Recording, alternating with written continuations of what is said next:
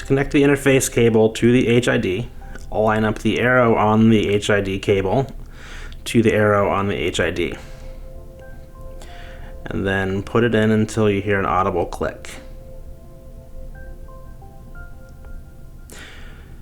To connect the lead wire to the interface cable, ensure that the two pointed ends are lined up with each other and it is in correct orientation, and then collect them together.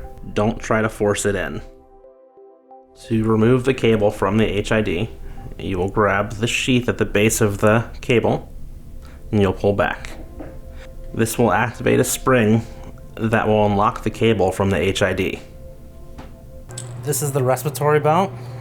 Right over here is where we have the actual sensor.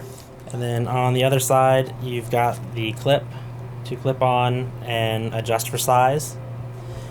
And this is your phone light connection. So what you'll do is you'll just place it behind the patient, and then you take your phone cord and you just plug that right into the jack.